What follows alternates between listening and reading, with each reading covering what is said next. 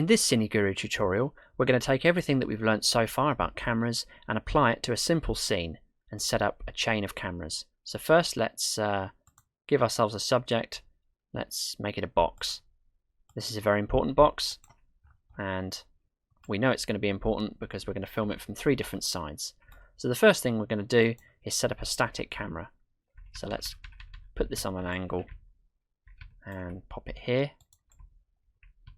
And then, actually I'll move it over ever so slightly, just move it up.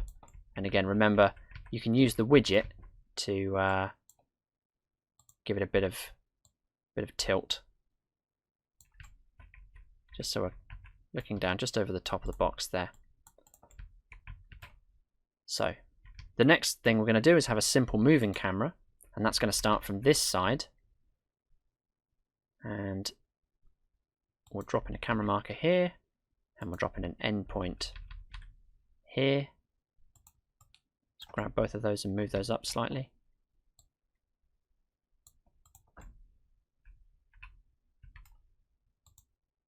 Just move that over a little bit.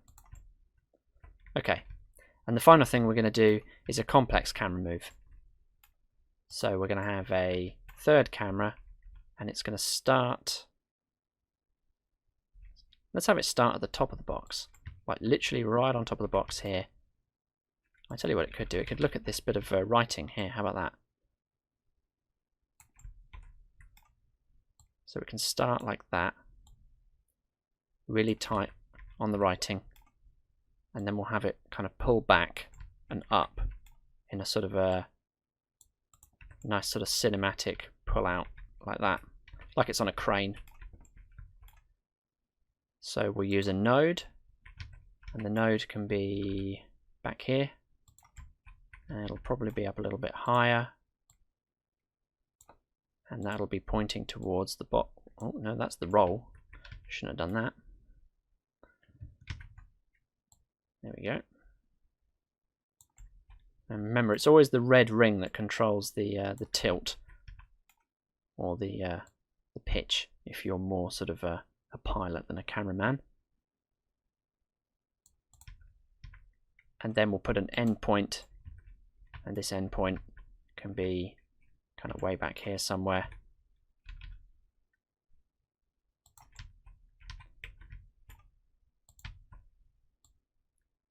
And up quite high.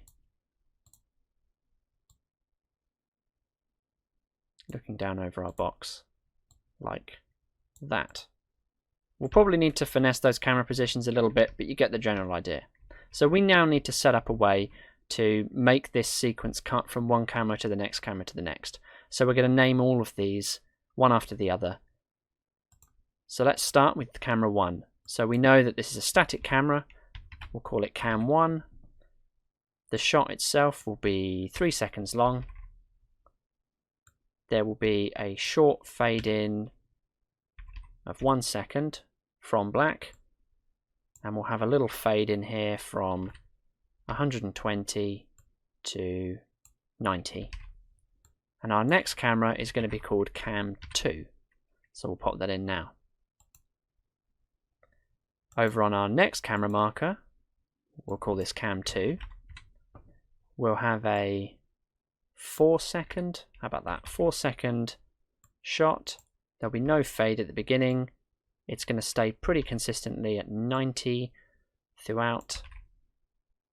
And we can actually leave this field blank. Even though there is a next camera, in this case, because we're going to an endpoint, we only have to put the name of the next camera at the endpoint.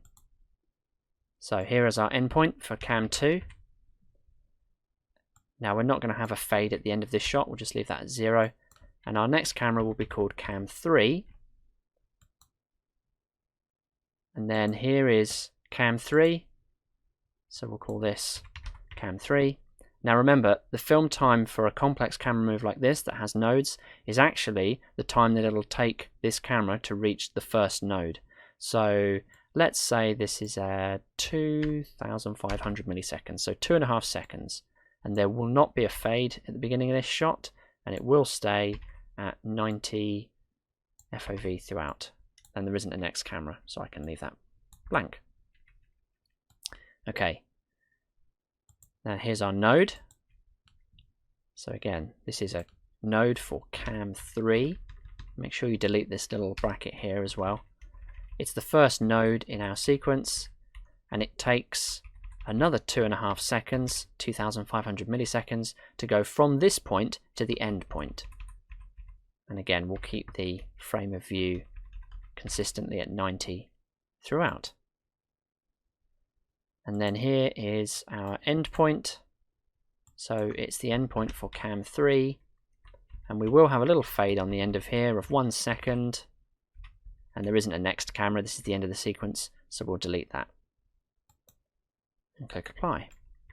So now we just need to drop in a cine-trigger zone to set this all off. Let's have one up here. And again, I'm going to pop in some sand so I can see where it is within test game. Plop our pair start marker down there. So the properties for this cine-trigger zone. So we know that it's going to trigger a camera, and the name of the camera that it's going to trigger first is cam 1. So just to recap, cam 1 is a static shot. It lasts 3 seconds, has a 1 second fade in from black and a slight zoom. And that's just kind of going to be on the corner of the box. Camera 2 is a kind of basic dolly movement across the side of the box, which is going to take 4 seconds. I think it's 4 seconds. Yep, 4 seconds. And then it's going to cut to camera 3, which is going to start at this writing, and it's going to gradually kind of back up like this, like it's on a crane. Let's take a look.